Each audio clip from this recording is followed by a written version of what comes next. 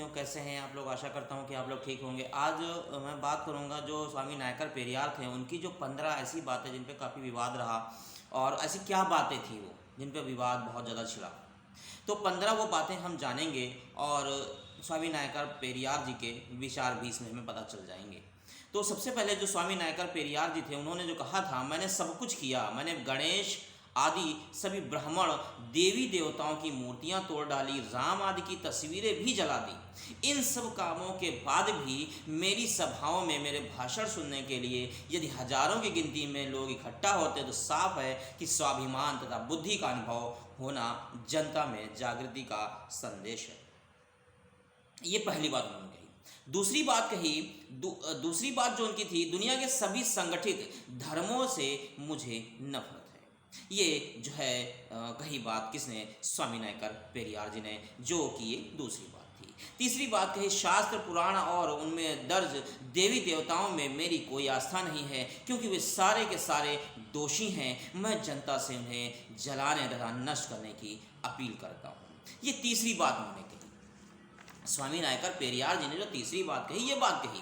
फिर उन्होंने द्रविड़ कनंगम आंदोलन का मतलब बताया। मतलब क्या है इसका? केवल एक ही निशाना है कि आर्य ब्राह्मणवादी तथा वर्ण व्यवस्था का अंत कर देना, जिसके कारण समाज में ऊंच नीच और जातियों में बांटा गया है। द्रविड़ कनंगम आंदोलन उन सभी शास्त्रों, पुराणों और देवी देवताओं में आस्था नहीं रखता है जो वर्ण तथा जाति व्यवस्था को कैसे जैसे का तैसा बनाए।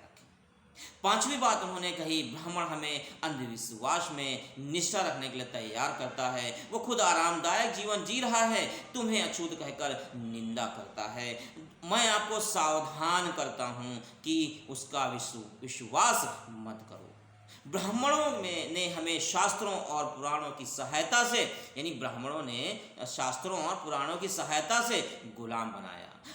अपनी स्थिति मजबूत करने के लिए, यानी अपनी स्थिति मजबूत करने के लिए मंदिर, ईश्वर और देवी देवताओं की रचना की। सभी मनुष्य समान रूप से पैदा हुए, फिर भी, सातवीं बात है ये, सभी मनुष्य समान रूप से पैदा हुए तो फिर अकेले ब्राह्मण उच्च तथा अन्य को नीच कैसे ठहराया जा सकता है?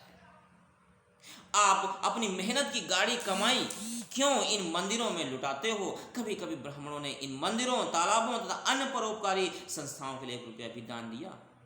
ये बात उनकी 8वीं थी। 9वीं बात थी, हमारे देश को आज़ादी तभी मिली समझनी चाहिए जब ग्रामीण लोग देवता, अधर्म, जाति और अंधविश्वास से छुटकारा पा सकें।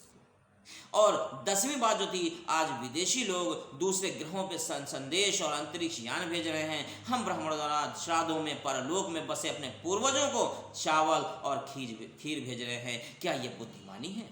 ये 10वीं बात जो है किसने कही थी? जो है स्वामी नायकर पेरियार जी ने कही थी, यानी 10वीं बात कही थी उन्होंने बात। अब हम 11वीं बात को देखते हैं। ईश्वर की सत्ता स्वीकारने में किसी बुद्धिमत्ता की आवश्यकता नहीं पड़ती, लेकिन नास्तिकता के लिए बड़े साहस और दृढ़ विश्वास की जरूरत पड़ती है। ये स्थिति उन्हीं के लिए संभव है जिनके पास तर्क और बुद्धि की शक्ति हो। ब्राह्मणों के पैरों पर क्यों गिरना? क्या ये मंदिर हैं? क्या ये त्योहार हैं? नहीं, ये सब कुछ भी नहीं है। हमें बुद्धिमान व्यक्ति की तरह व्यवहार करना चाहिए, यही प्रार्थना का सार है। ब्राह्मण देवी देवताओं को देखो, एक देवता तो हाथ में भाला त्रिशूल उठाकर खड़ा है, दूसरा धनुष बाण। अन्य देवी देवताओं कोई गुर्ज, खंजर और ढाल के साथ सुशोभित है। यह सब क्यों? एक देवता तो हमेशा अपनी उंगली के ऊपर चारों तरफ चक्र चलाता रहता है। यह किसको मारने के लिए है? ये बात 13वीं बात जो कही थी, जो कि विवादित थी। 14वीं बात थी, हम आजकल के समय में रह रहे हैं। क्या ये वर्तमान समय इन देवी देवताओं के लिए सही है? क्या वे अपने आप को आधुनिक हथियारों से लैस करने और धनुष बाण के स्थान पर मशीन या बंदूक धारण क्यों नहीं करते?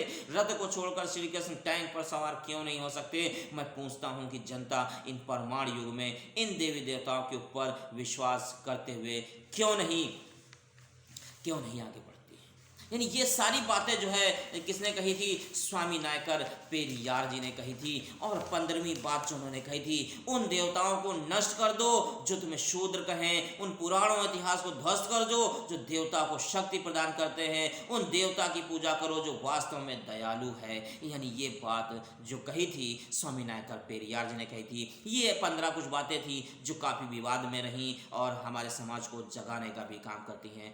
Thank you.